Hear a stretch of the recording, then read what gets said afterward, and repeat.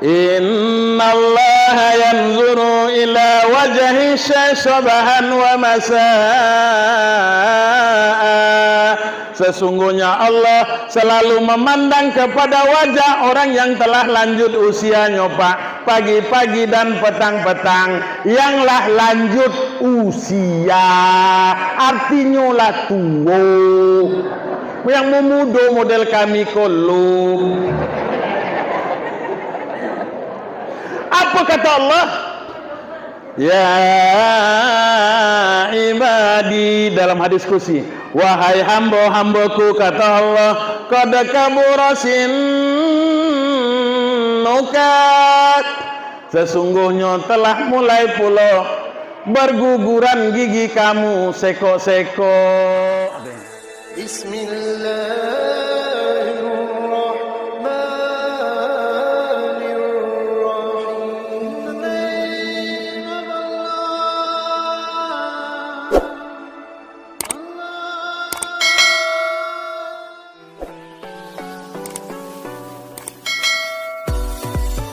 Assalamualaikum warahmatullahi wabarakatuh.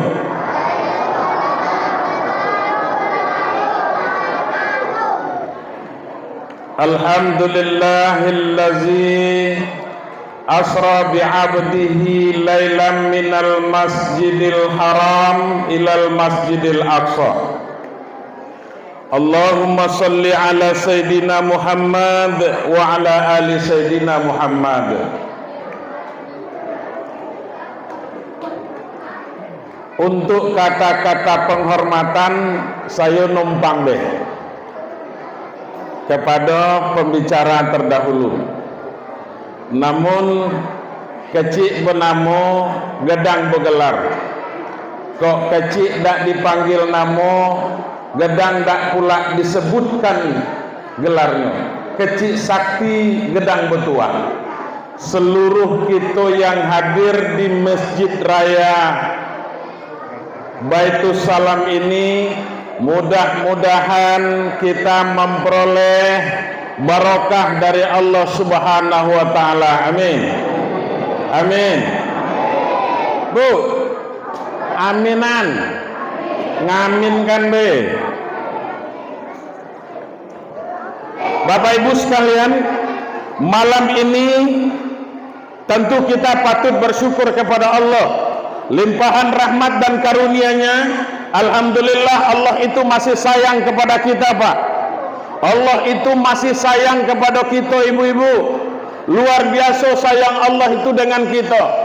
Sampai kepada malam ini, mulai kita berada dari alam kandungan orang tua kita sampai kepada kita lahir, proses demi proses sampai kepada saat sekarang, berapapun usia kita, Bapak Ibu sekalian yang berbahagia, kita tidak pernah luput dari yang namanya rahmat Allah Subhanahu wa taala. Model itu sayangnya Allah taala itu dengan kita, Pak. Rezeki alhamdulillah masih tetap dikasihkan oleh Allah. Nak solat solatlah, nak semayang semayang, nak puasa puasa, nak ida ida, namun rezeki tetap dikasih Allah taala. Betul apa tidak? Nak sayang Tuhan itu. Nak semayang semayang, nak ida berhenti, namun rezeki tetap juga. Contoh, saya berikan contoh Bapak Ibu sekalian, saking sayangnya Allah Ta'ala. Mungkin kita kan ada yang motong, Pak, ya kan? Mungkin kita punya kebun parah, punya kebun karet, kita umpamanya kita motong, kita tidak ada semayang, puasanya laida, berimpak berjakat jauh sekali. Kemudian ketika kita umpamanya pisau motong itu lalu kita anukan ke batang parah itu, ada tak kira-kira, Pak, pernah agak sekali dak donian keluar getahnya, kecuali mati keruh, kecuali batangnya mati keruh. Tahu mati keruh? Kalau mati keruh umpamanya batangnya, iya dak ada lagi getahnya tuh, Pak. Tapi kalau lagi rimbun daunnya, kemudian kita umpamanya pisau motong itu, pasti keluar getahnya walaupun dikit. Nak semayang kita, nak idak berhenti, namunnya tetap akan diberikan rezeki oleh Allah. Itulah sayangnya Allah kepada kita, Pak. Rahman dan Rahimnya Allah itu letaknya di situ. Karena apa? Maha pengasihnya Allah itu, beliau tidak pilih kasih. Kalau beliau itu pilih kasih, pasti orang-orang yang rajin semayang ke masjid kau Pak yang dikasihnya. Tapi Allah tidak. Iko nang kadang-kadang giliran orang nan rajin ke masjid kau, Pak, Bu, tengok. Giliran yang rajin sholat berjamaah ke masjid, itu bukan main, kadang-kadang tak sendat-sendat rezekinya. Betul apa tidak? Iya. Karena Bapak Ibu sekalian yang berbahagia, Imam Ghazali itu mengatakan ad-dunya sijnul lil mu'minin wal jannatu lil kafirin. Orang yang tidak pernah sholat, Pak, orang yang tidak pernah puasa, orang yang tidak pernah ke masjid, orang yang pintu masjidnya tidak tentu dinya. Itu bukan main, banyak rezekinya bagi Tuhan. Betul apa tidak? Ada di pasar Bangko tuh umpamanya, ada tak orang yang badannya putih, matanya sipit-sipit, umpamanya ada di situ? Banyak, Pak. Banyak. Orang Cina. Bu, orang Cina. Tak ada pernah masjid tak tu? Tak ada pernah ke masjid. Tak ada pernah rukuk. Tak ada pernah sujud. Ngapo banyak rezekinya dari kita? Adilkah Tuhan itu? Aku main. Macam mana kira Pak? Orang yang tidak pernah ke masjid, orang yang tidak pernah rukuk, tidak pernah sujud kepada Allah Subhanahu wa taala. Bapak Ibu sekalian, bukan main Ustaz Zebur kok. Jago orang ni umpamanya lagi masjid kan. Untung badannya gedang kok. Nah, Bapak Ibu sekalian yang berbahagia, coba bayangkan Bapak Ibu sekalian, begitu umpamanya Allah Subhanahu wa taala berikan rezeki itu luar biasa, Pak. Tapi jelas kalau berdasarkan logika kita, pemikiran kita Bapak Ibu sekalian yang menilainya, maka kita akan mengatakan bahwa Allah itu tidak akan pernah adil, Pak. Tetapi ketika keyakinan kita yang berbicara, makanya ad-dunya sijnul lil mu'minin wal jannatu lil kafirin. Dunia ini, Pak, tempat bersusah payah bagi orang yang beriman kepada Allah dan tempat orang yang bersenang-senang bagi orang yang engkar dan kafir kepada Allah Subhanahu wa taala. Begitu. Jadi Bapak Ibu sekalian yang berbahagia, kalau Bapak Ibu mau dikasih ganjaran nanti umpamanya pahala di akhirat, maka apabila kita menginginkan satu kesenangan umpamanya di akhirat, maka kita harus bersusah payah hidup di atas dunia kau Bapak Ibu sekalian. Nanti kita kaji lebih elok. Entah lagi. Kemudian salawat dan salam sama-sama kita kirimkan kepada junjungan Nabi besar kita Muhammad sallallahu alaihi wasallam. Allahumma sholli ala sayidina Muhammad wa ala ali sayidina Muhammad. Malam ini kita merayakan Isra dan Mi'raj Nabi besar Muhammad sallallahu alaihi wasallam. Ayatnya tadi sudah jelas dibacakan Bapak Ibu sekalian yang berbahagia. Makanya dalam pola kehidupan kita itu, Pak, ada 3 dimensi yang kita lewati tentunya.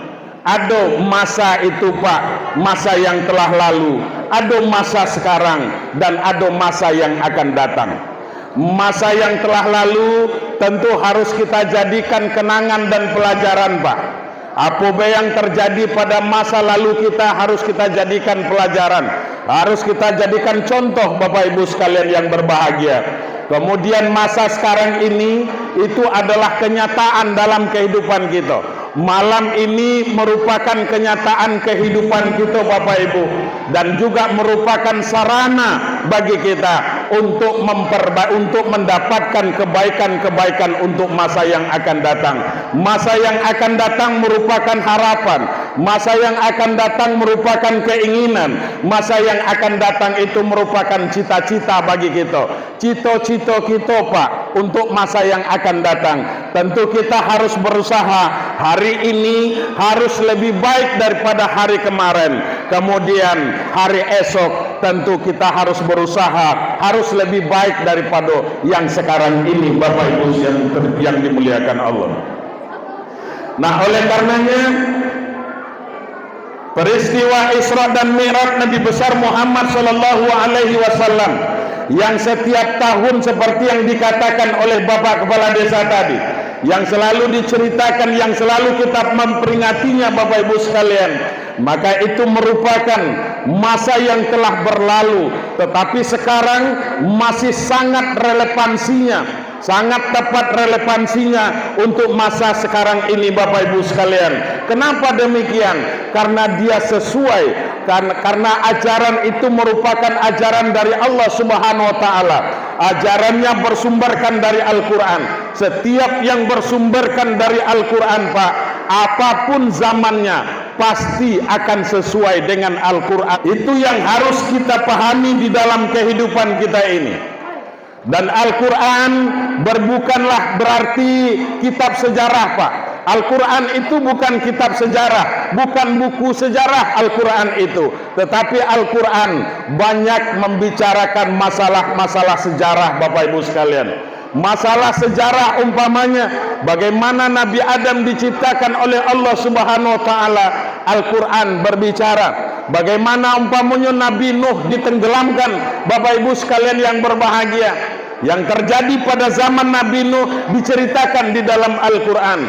Kemudian bagaimana Ibrahim yang dibakar umpamanya hidup-hidup Bapak Ibu sekalian, itu juga diceritakan oleh Al-Quran. Dan termasuk Nabi Muhammad sallallahu alaihi wasallam di-Isra Mi'rajkan oleh Allah, itu juga merupakan satu peristiwa yang sangat luar biasa. Akan tetapi kejadian yang dialami oleh baginda Rasul itu Bapak Ibu, itu Allah mempertaruhkan kesuciannya. Makanya sejarah-sejarah Nabi yang telah lalu itu tidak diawali kalimatnya dengan kalimat Subhanallah. Akan tetapi Bapak Ibu sekalian, peristiwa Isra dan Mi'raj Nabi besar Muhammad sallallahu alaihi wasallam itu diawali oleh Allah kalimatnya dengan kalimat Subhanallazi. Kalau di dalam ilmu balaghah Bapak Ibu sekalian yang berbahagia, dalam ilmu balaghah itu adalah artinya kalimat yang singkat tetapi mempunyai makna yang sangat dalam. Artinya apa Bapak Ibu sekalian? Begitu Subhanallazi, Maha Suci Allah, maka di situ ada domir, ada yang tersirat, kalimat lafzul jalalah, kalimat Allah Bapak Ibu sekalian. Kalimatnya seperti apa? Asal katanya itu Bapak Ibu, itu adalah Subhanallah allazi asra Bapak Ibu. Tetapi karena di situ kalimat lafzul jalalahnya didomirkan, Subhanallazi asra, Maha Suci Allah yang telah memperjalankan. Bapak Ibu sekalian yang berbahagia, siapa yang diperjalankan? Nabi Muhammad. Untuk apa Nabi itu diperjalankan oleh Allah Subhanahu wa taala? Linuriyahu min ayatina, agar Allah memperlihatkan sebahagian dari tanda-tanda kebesaran Allah kepada Nabi Muhammad sallallahu alaihi wasallam. Bapak Ibu sekalian yang berbahagia, sekarang kita lihat dulu kenapa sebenarnya Nabi Muhammad itu di-Isra Mi'rajkan. Ada dua kejadian yang sangat penting di dalam kehidupan baginda Rasulullah sallallahu alaihi wasallam. Dua kejadian itu sangat memukul Nabi Muhammad sallallahu alaihi wasallam. Apa itu Bapak Ibu sekalian? Yang pertama, pada tahun itu istri tercinta beliau Khadijah itu diwafatkan oleh Allah Subhanahu wa taala. orang yang menjadi tulang pinggang, Pak. Wah, tulang pinggang. Bukan tulang punggung. Tulang pinggang. Biasanya, Pak, kalau uang tutuo kita dulu nih, kalau inyo nak nyimpan sen tu ada uncang-uncang, Pak. Apa namanya? Uncang-uncang ya? Itu di pinggang naroknya tuh. Jadi gitu. Model itu Bapak Ibu sekalian yang berbahagia. Makanya Nabi Muhammad Shallallahu Alaihi Wasallam itu sangat didukung sekali perjuangannya oleh istri beliau. Istri beliau tuh Khadijah. Khadijah itu luar biasa sayangnya kepada Nabi Muhammad. Seorang janda yang dinikahi oleh Nabi Muhammad Shallallahu Alaihi Wasallam. Janda kayu, Pak. Luar biasa. Akan tetapi beliau mengorbankan seluruh hartonya, Bapak Ibu, untuk kepentingan perjuangan baginda Rasulullah Shallallahu Alaihi Wasallam, sampai-sampai di akhir ayatnya, Bapak Ibu sekalian, di akhir ayat Khadijah itu tadi, beliau pernah mengatakan, kita baca di dalam hadis, apa katanya kepada Fatimah. Bapak Ibu sekalian yang berbahagia, kira-kira bahasanya model bahasa kita, Fatimah, coba kata kayahkan tuh, kalau aku nanti mati, maka kain kafan itu, satu lapis kain kafanku itu adalah serban yang selalu dipakai oleh ayahmu. Model itu Bapak Ibu sekalian, nyo nak minta apa-apa Bapak Ibu. Jadi begitu. Dan saat beliau meninggal dunia, ketika itu habis seluruh hartanya Bapak Ibu sekalian. Model itu perjuangannya untuk mendukung perjuangan Nabi Muhammad SAW, pengorbanan beliau. Nah, makanya ketika itu beliau sangat sedih. Nabi Muhammad bukan main sedihnya, Pak. Bu, Nabi Muhammad itu meninggal istrinya bukan main sedihnya. Ibu Nian Raswati.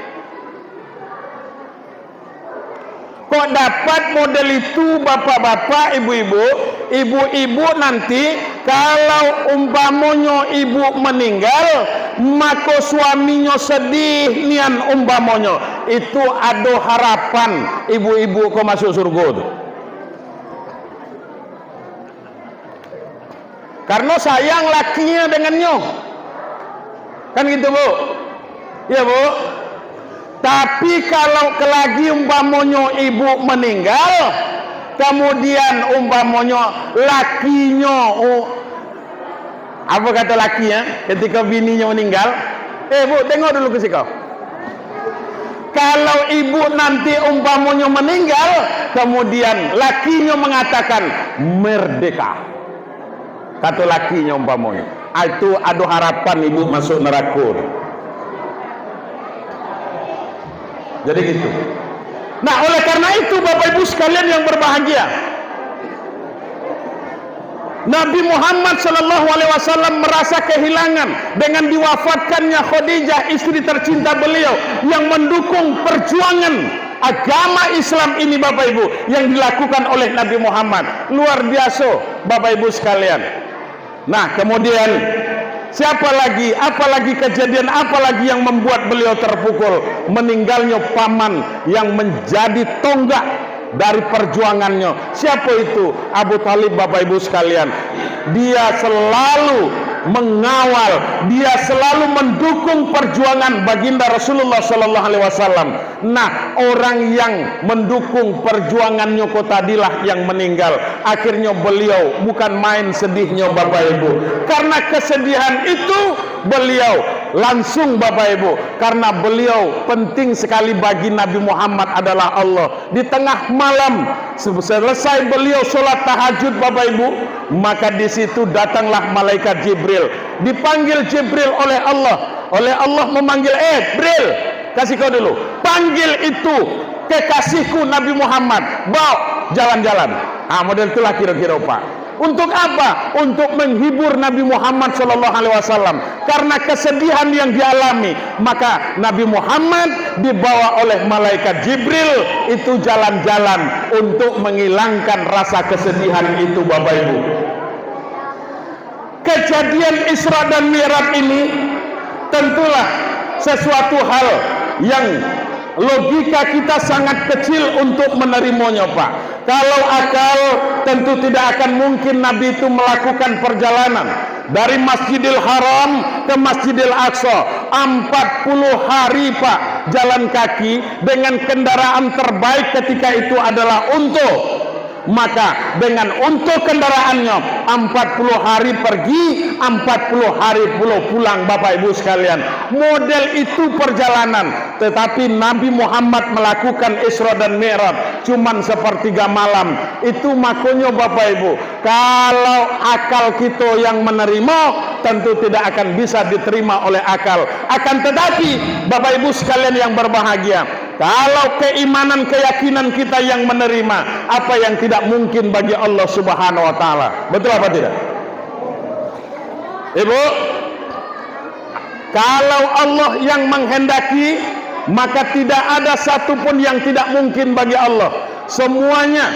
Makanya dalam surah Yasin selalu kita baca, iza arada syai'an ayyakula lahu kun fayakun. Kalau umpamanya Allah itu menghendaki sesuatu, maka Allah cukup mengatakan jadi, kata Allah, maka tidak ada yang tidak jadi, Bapak Ibu sekalian. Model itu kalau Allah menginginkan. Nabi Adam, Pak, Bu, Nabi Adam itu tidak punya bapak, tidak punya mak, tapi karena Allah berkehendak, maka Nabi Adam jadi. Betul apa tidak? Kalau akal yang berbicara, Pak, kalau akal yang berbicara,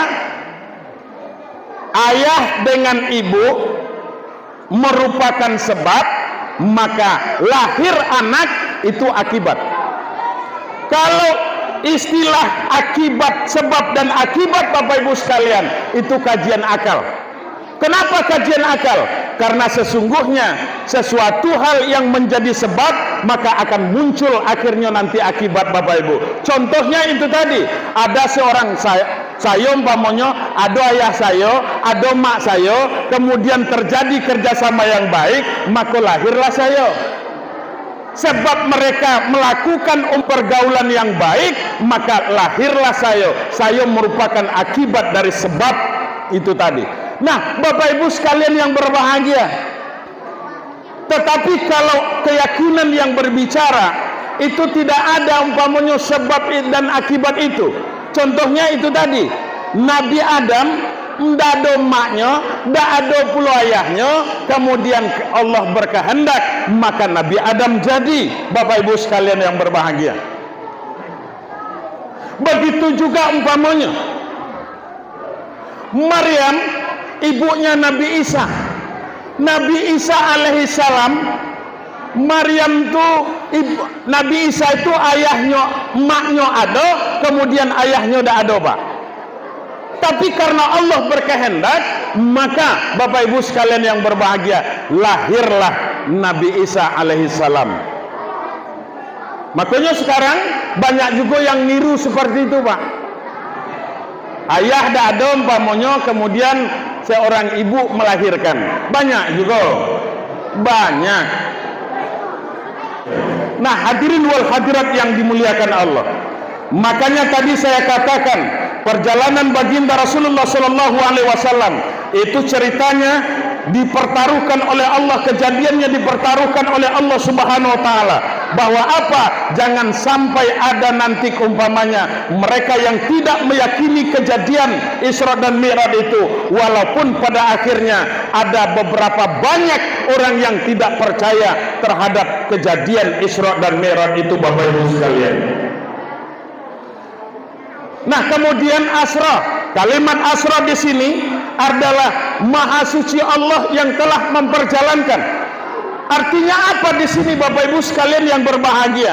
Artinya Nabi Muhammad itu adalah pasif, sementara Yang aktif itu adalah Allah Subhanahu wa taala. Siapa yang aktif? Allah, Pak. Allah yang memperjalankan. Kalau Allah yang memperjalankan, maka apa susahnya, Pak? Apa susahnya bagi Allah Subhanahu wa taala untuk memperjalankan Nabi Muhammad sallallahu alaihi wasallam? Jangankan dari Masjidil Haram ke Masjidil Aqsa, jangankan dari Masjidil Aqsa umpamanya sampai ke langit yang ketujuh, bahkan sampai Sidratil Muntaha, Bapak Ibu, sepertiga malam dilakukan oleh Nabi Muhammad, maka sesuatu hal yang wajar. Kenapa? Karena Allah yang berkehendak, Bapak Ibu sekalian. Karena Allah yang memperjalankan. Dulu, Pak, dulu kalau kita jalan kaki umpamanya ke Jambi itu, Pak, berapa lama kira-kira?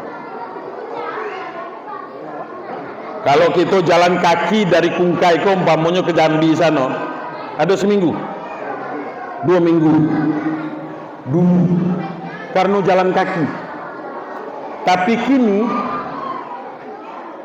itu bisa ditempuh umpamanya, Pak, itu 4 jam atau 5 jam. Oh, tidak bisa lagi kini, Pak Ustaz. Tidak bisa lagi, Pak Uya. 8 jam 10 jam kalau kini. Apa sebabnya? Macet. Wah, itu karena banyak mobil batu bara. Tapi kalau lancar-lancar umpamanya, itu kan cuman paling-paling 4 atau 5 jam tembus dari Kungkaiko sampai ke Jambi. Kan gitu, Pak. Artinya apa? Kenapa bisa lebih cepat? Karena kita diperjalankan. Dari Tebo sampai ke sini, Pak, itu kami tempuh dengan waktu 2 jam seperempat, Bapak Ibu sekalian. Tapi kalau jalan kaki dari Tebo sampai ke sini, mungkin nih besok sore baru nyampainya ke Siko, Pak. Tapi kami tempuh dengan waktu yang 2 jam seperempat. Kenapa demikian? Karena saya diperjalankan, Pak. Apa yang memperjalankan? Mobil. Saya nunggu Anda lah di atas mobil itu. Yang berjalan siapa? Yang berjalan adalah mobil, Bapak Ibu sekalian. Artinya saya diperjalankan. Itu makanya Nabi Muhammad sallallahu alaihi wasallam itu diperjalankan. Siapa yang memperjalankan? Adalah Allah. Dengan kendaraan apa? Buruk. Makanya kalau dulu, Pak, dulu itu ada gambar buruk tuh dibuatnya oleh orang. Betul apa tidak? Ada tuh gambar di badannya itu seperti gambar kudo. Betul apa tidak? Warnanya putih, kemudian pakai kepak pula. Setelah pakai kepak, lalu kepala, leher sampai kepalanya nanti adalah seperti wajah seorang wanita. Betul apa tidak? Model itu disebarluaskan, Bapak Ibu sekalian. Maka itu adalah merupakan strategi orang-orang yang mau merusak akidah para umat Islam itu, Bapak Ibu sekalian. Itu strategi daripada orang non-muslim yang akan menghancurkan akidah umat Islam itu. Oh, berarti buruk tu modeliko. Itu satu, Pak. Kemudian yang kedua, berarti Nabi Muhammad itu menunggangi adalah wanita yang berkepala wanita. Berarti wajarlah kalau Nabi Muhammad kok banyak bini. Kan itu tuh. Nah, ini Bapak Ibu sekalian, akhirnya dirusak keyakinan itu. Makanya kalau masih ada lagi tersimpan di rumah kita, di dinding kita, campaan lah tuh, Pak. Gambar-gambar model itu campaan lah. Masa iyo buruk umpamanya, badannya badan kayak kudo, kemudian pakai kepak pula, kemudian wajahnya wajah wanita cantik. Nggak mungkin, Pak. Bapak Ibu sekalian yang berbahagia, itu kendaraan, kecepatan buruk, perjalanan buruk itu, Bapak Ibu sekalian yang berbahagia, sama seperti kecepatan kita membuka mata, Pak. Di mana terakhir Nabi Muhammad pandangan terakhirnya, maka sampai di situ langkahnya, Bapak Ibu sekalian. Lebih cepat dari apa? Lebih cepat perjalanan buruk itu daripada sinar cahaya itu, Bapak Ibu sekalian. Kita matikan lampu kok, kemudian kita hidup lagi umpamanya, bagaimana ya bisa menerangi itu? Maka lebih cepat daripada itu perjalanannya. Wajar kalau memang perjalanan Nabi Muhammad itu seperti itu, Bapak Ibu, cepat. Nah, untuk apa? Bapak Ibu sekalian, untuk apa Nabi Muhammad itu diperjalankan? Supaya Allah memperlihatkan sebagian dari tanda-tanda kebesarannya. Banyak yang diperlihatkan oleh Allah kepada Nabi Muhammad. Ada yang Bapak Ibu sekalian kepada Nabi itu diperlihatkan. Ada orang yang baru nanam, sudah itu nanam langsung hidup, langsung gedang, langsung berbuah, langsung panen. Sudah itu setelah habis umpamanya panen lagi. Model itulah Nabi mengatakan, bertanya kepada Jibril, Jibril, ngapo orang tu, ngapo hebatnya nyebutani macam itu? Apa jawab Jibril? Itulah umatmu Nabi Muhammad yang rajin bersedekah. Itulah umatmu yang rajin berinfak dan bersedekah, rajin membelanjakan sebagian rezekinya di jalan Allah Subhanahu wa taala. Bapak Ibu sekalian, hikmahnya apa? Hikmahnya kepada kita, jangan jadi orang loke. Toloke, Pak. Pelit. Baso siko apa, Pak? Ceke. Jangan jadi orang ceke. Nah, Bapak Ibu sekalian yang berbahagia, tadi saya katakan begitu Allah Subhanahu wa taala sayangnya kepada kita, Pak. Apa yang kita tanam di bumi kungkai kok. Apa yang kita tanam rato-rato hidup kalau nyoba, kecuali yang ditanam turang baru mati itu, Pak. Tapi kalau lagi bentuk tumbuh-tumbuhan ditanam umpamanya hidupnya, Pak. Nanam sawit kita bukan main, Bapak Ibu sekalian. Berpuluh hektar sawit kita, Pak. Tapi pertanyaannya, ketika menghasilkan, adakah kita mengeluarkan zakatnya 2,5%? Tuh.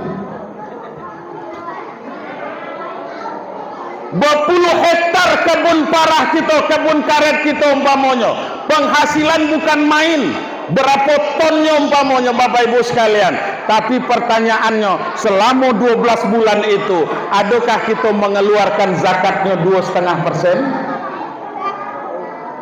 Kalau tidak ada kita keluarkan zakatnya, Bapak Ibu sekalian yang berbahagia, maka berarti kita adalah orang yang engkar kepada Allah tentang perintah zakat.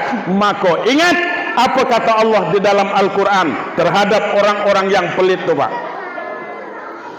وَلَا يَحْسَبَنَّ الَّذِينَ يَبْخَلُونَ بِمَا آتَاهُمُ اللَّهُ مِنْ فَضْلِهِ هُوَ خَيْرٌ لَهُمْ بَلْ هُوَ شَرٌّ لَهُمْ سَيُطَوَّقُونَ مَا بَخِلُوا بِهِ يَوْمَ الْقِيَامَةِ. Jangan sekali-kali, kata Allah, kamu menyangka bahwa apa yang telah Allah berikan kepada kamu berbentuk rezeki, kemudian kamu mempunyai sifat bakhil. Bakhil itulah tadi, Pak, loke, kikit, pelit, kemudian kalau bahasa kami di Padang tuh pilih namanya. Biate itu ada juga lagi tuh, Pak, pilih balapi namanya. Itu dulu bangku dulu itu, Pak, saking pelitnya. Wala yahsabanna allazina yabkhaluna bima atahumullahu min fadlih huwa khairul lahum. Jangan sekali-kali, Bu, kamu menyangka bahwa apa yang telah Allah berikan kepada kamu berbentuk rezeki, kemudian kamu mempunyai sifat kikir. Menurut kamu sifat kikir itu, sifat pelit itu yang terbaik menurut kamu.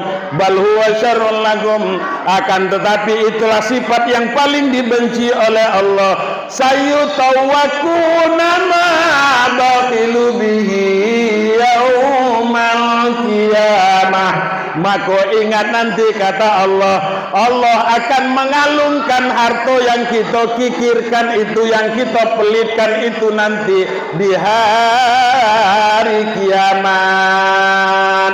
Kalau datang hari kiamat nanti, ibu-ibu, bapak-bapak punya kebun sawit 20 hektar, 20 ton hasilnya, 20 juta puluh hasilnya per bulan, dikalikan 2,5 dikalikan umpamanya 12 bulan, kemudian dapat lebih kurang untuk membeli 90 gram emas.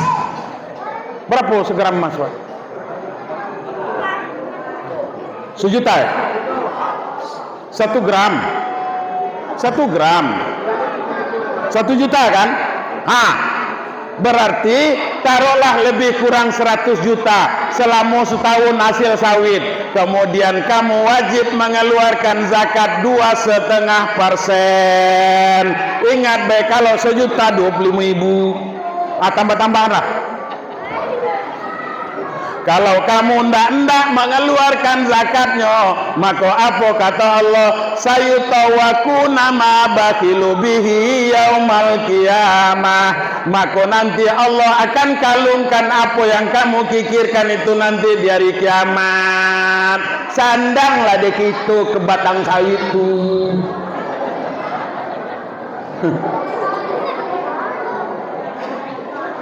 Yo. Cuba ke lagi.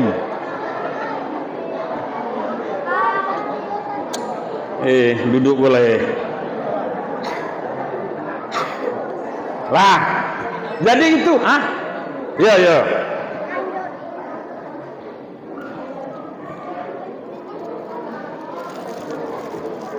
Itu minum sedikit.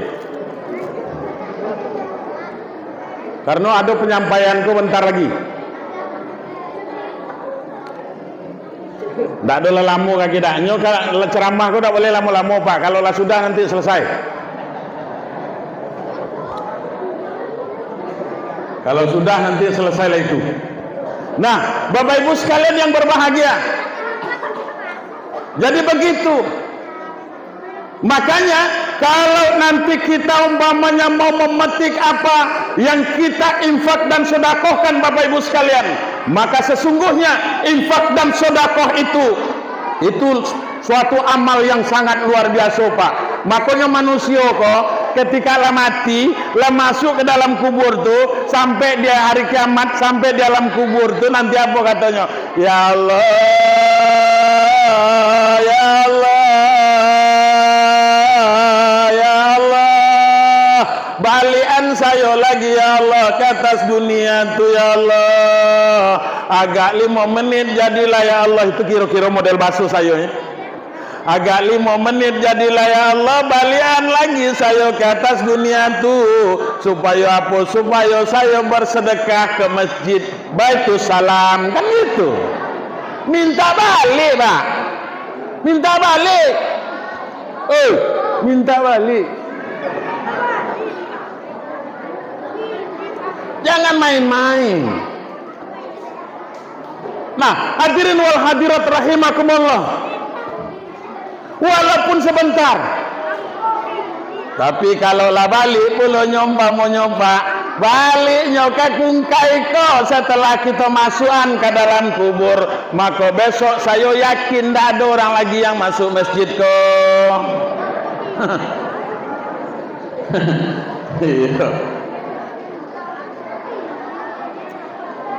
Si anu tuh meninggal kemarin tuh, kan gitu umpamanya.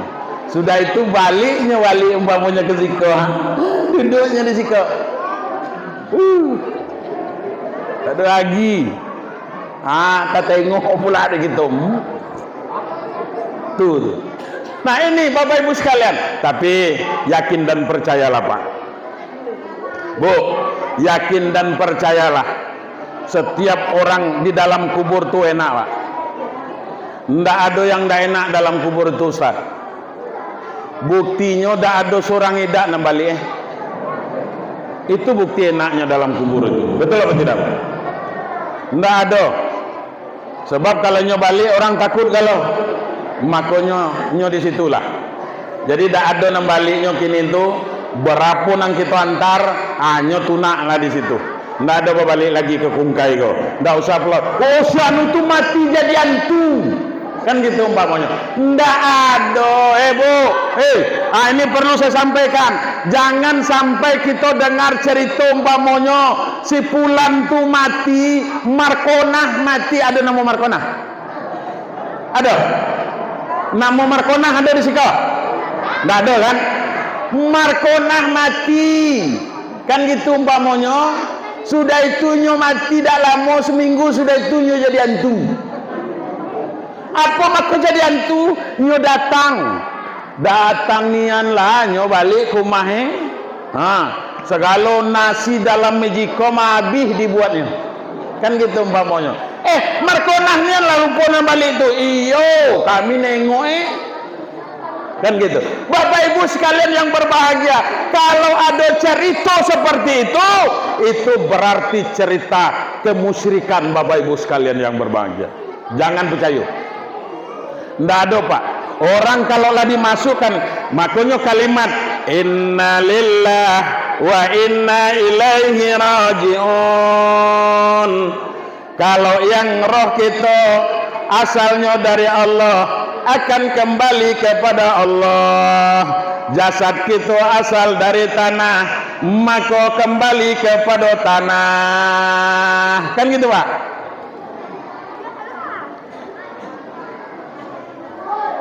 Makanya rajin-rajin itu merenungi lagu Romai Rama pak, sekujur bangkai.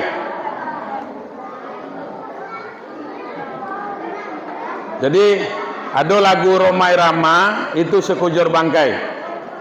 Badan pun tak berharga, sesaat ditinggal nyawa. Nah gitu. Anak istri tercinta tak sudi lagi bersama. Kalau lah mati kita kalau lah mati, ndak ada lah bu, yang kalau ada bapak kau ngatur dulu sebelum ibu nikah dengan bapak tu kita akan sehidup samati. Bohong itu, ndak ada itu. Saya yakin pak, kalau bapak-bapak mati haram kalau ndak ibu tu masuk ke dalam kubur tu. Betul apa tidak? Iya. Model itu juga. Ibu kalau mati dulu umpamanya, meninggal dulu, ndak bapak kau sekubur dengan ibu, ndak kanan tu. Katanya.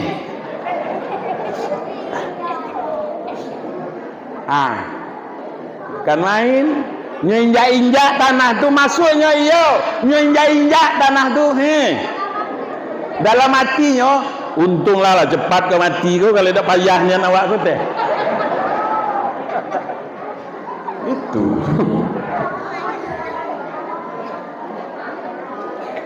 Nah, Bapak Ibu sekalian yang berbahagia, Allah perlihatkan kepada Nabi Muhammad sallallahu alaihi wasallam orang yang begitu menanam kemudian panen, model itu setiap detiknya memanennya. Bapak Ibu sekalian yang berbahagia, itulah gambaran orang yang rajin bersedekah itu Bapak Ibu. Amfiku mimma razaqnakum, nafkahkan, belanjakan sebagian rezeki yang telah Allah berikan kepada kamu. Maka satu nanti yang kamu tanam kemudian akan menjadi 7 tangkai. 7 tangkai itu nanti Bapak 7 butir, maka setiap butir akan menjadi 7 tangkai. Model itulah kelipatannya Bapak Ibu sekalian yang berbahagia. Luar biasa Allah melipat gandakan pahala bagi orang yang memang betul-betul orangnya ikhlas untuk memberi itu. Makanya Bapak Ibu sekalian, dalam ceramah saya di mana-mana saya tetap selalu mengatakan, maka berikan infak terbaik kita, ikhlas kita karena Allah. Tidak perlu banyak Pak, tidak perlu banyak. Allah tidak memandang bagaimana wajah cantik ibu-ibu, Allah tidak memandang wajah bapak-bapak yang tampan, Allah tidak pernah memandang bagaimana banyaknya harta Bapak Ibu sekalian. Akan tetapi Allah selalu memandang kepada hati kita dan memandang kepada apa yang kita berikan. Artinya apa? Keikhlasan hati Bapak Ibu sekalian. Karena kita diciptakan oleh Allah untuk mengabdikan diri kepada Allah. Pengabdian kita salah satunya adalah bersyukur terhadap apa yang telah Allah berikan kepada kita. Gitu Bapak Ibu sekalian.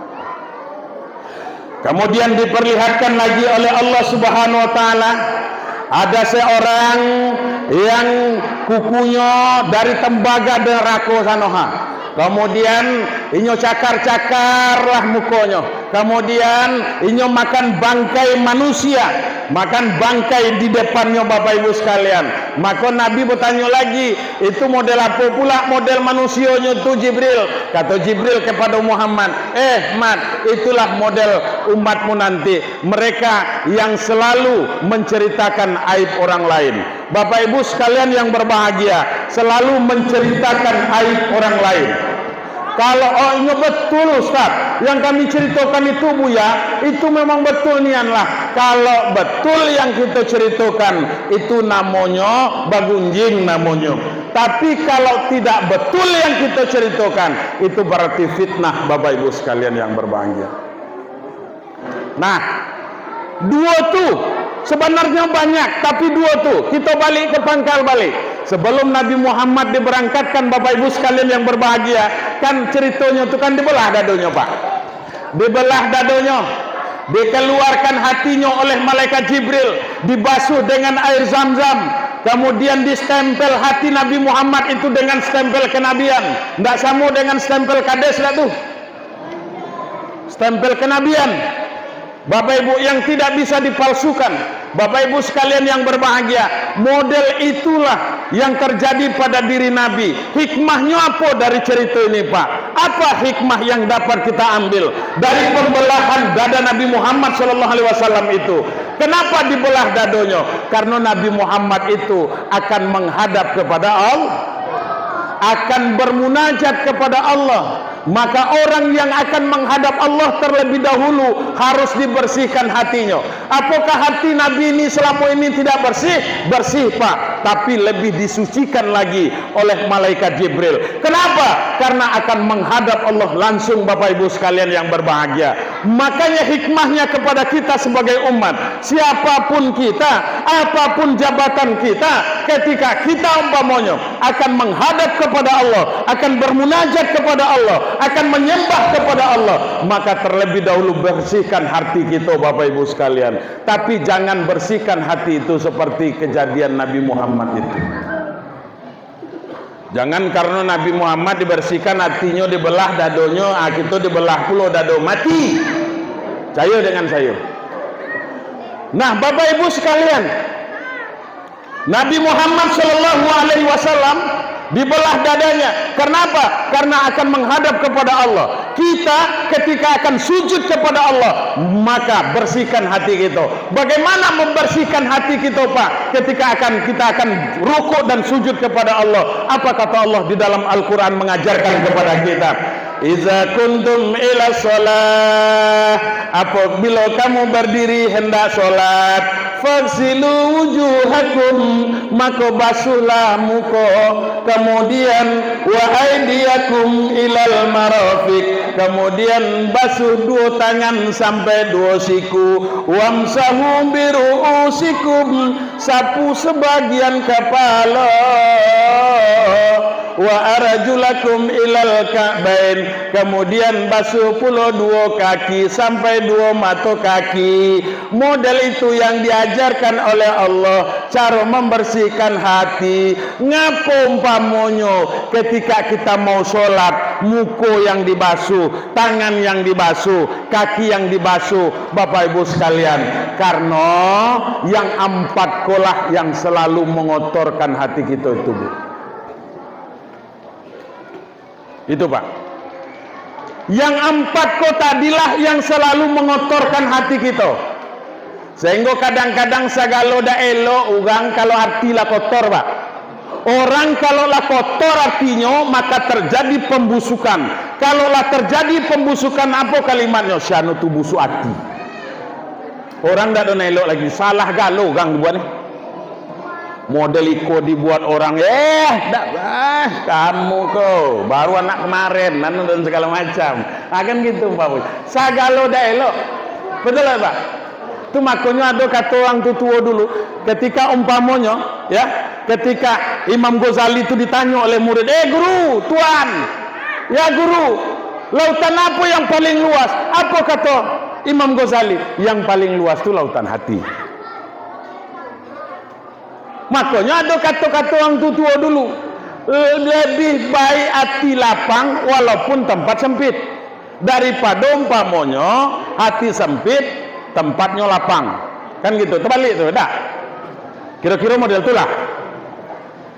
Biarlah umpamanya tempat sempit tapi hati lapang daripada umpamanya hati sempit kemudian tempatnya lapang.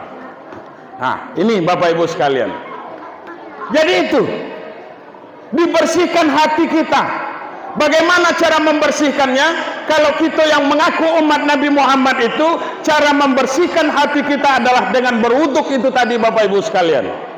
Ngapa mako muko yang harus dibasuh? Kadang-kadang tak masuk akal, Pak. Masa iya umpamanya gas angin yang keluar dari belakang, zat cair umpamanya yang keluar dari depan, atau zat padat umpamanya yang keluar dari tubuh kita, masa iya umpamanya muko nan dibasuh, Pak? Tangan nan dibasuh, kaki nan dibasuh, basuh bala tempat keluar. Kok salah iya Bu? Tapi tidak seperti itu. Karena apa? Karena bukan hanya sekedar membersihkan najisnya, Pak, tetapi lebih dalam daripada itu maknanya. Berwuduk itu adalah untuk membersihkan hati kita. Bersihkan, Pak, hati kita melalui wuduk. Dengan cara apa? Muko. Coba kita lihat Bapak Ibu sekalian. Muko kita kok banyak berbuat dosa kepada Allah. Betul apa tidak, Pak? Bu, tengok ke sini. Muko itu banyak berbuat dosa kepada Allah, betul? Banyak mengotorkan hati kita. Apa be sarananya umpamanya? Apa be alat yang dapat mengotorkannya? Yang pertama mata.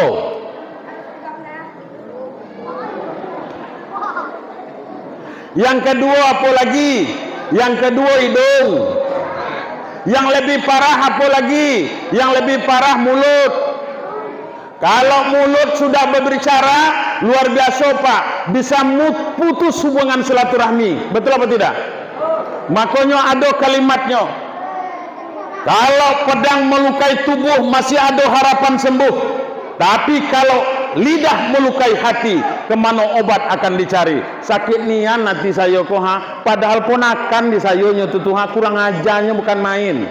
Kan gitu umpamanya. Awak bukan main, ayah awak dulu nanam duku tuh, model itu susah payahnya ayah awak nanam duku, tiba dinyo habis duku itu dipenjualnya kalau, kan gitu umpamanya. Kemudian dipanggil anak penakan kau tadi, lo kau kesini kau, ngapo kau ambil duku tu? Kau tentu dah ayah saya nanamnya. Awak nan takut tu lagi apa, Pak? Apa kata penaan kau tadi? Iyo ayah pacik nanamin, tapi datu aku golah katanya, kan susah gitu. Jadi gitu, Pak. Bapak Ibu sekalian yang berbahagia. Jadi lidah, makanya filosofinya kenapa lidah kita ini dua pagarnya, Pak? Karena luar biasa. Kasus Sambo kita lihat, Pak. Luar biasa pengacara-pengacara Sambo itu, bagaimana supaya Sambo itu bebas, bagaimana yang lain-lain itu bebas kalau, Pak, Bapak Ibu sekalian yang berbahagia. Tapi apa yang terjadi, Bapak Ibu sekalian? Pandainya bersilat lidah itu bukan hanya di dunia saja, Pak, sampai ke akhirat nanti, Pak. Sampai di yaumil mahsyar, ketika kita akan mempertanggungjawabkan segala apa yang telah kita perbuat selama hidup di atas dunia kita ini, sampai di situ lidah kita ini, Pak, akan bersilat nanti. Makanya mengelokkan lidah tak bertulang itu lebih mudah daripada mengelokkan siku ke belakang. Coba belokkan siku ke belakang, patah, Pak. Tapi kalau lidah nak ke atas, nak ke bawah, nak ke samping kanan, nak ke samping kiri, bisa kalau, Pak. Itulah mudahnya bersilat lidah kalimatnya. Tetapi Bapak Ibu sekalian, maka sampai pun nanti di akhirat waktu dipanggil kita umpamanya, Sofwandi hadir, tahu ke kau? Itu tuh, Pak, dipanggil di hadapan sidang Qadhi Rabbul Jalil itu, Pak. Pada tanggal sekian, bulan sekian, kau telah melakukan tindak pidana perbuatan maksiat kepada Allah.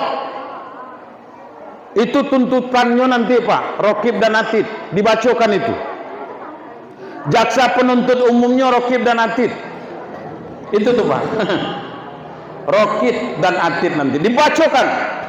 pada tanggal sekian, bulan sekian, jam sekian, maka Ustadz Zaibur melakukan perbuatan tindak maksiat kepada Allah Subhanahu wa taala. Apa kata beliau? Kemudian pembuktiannya, tidak ya Allah, dibantah itu. Saya dah ada melakukan itu. Tapi untunglah Allah tidak lagi mendatangkan saksi yang lain. Saksinya cuma dalam diri kita lah Pak, yang akan didatangkan oleh Allah Subhanahu wa taala. Apa saksinya nanti Bapak Ibu sekalian? Al-yawma nakhtimu ala afwahihim wa tukallimuna aydihim wa tashhadu arjuluhum bima kanu yaksibun.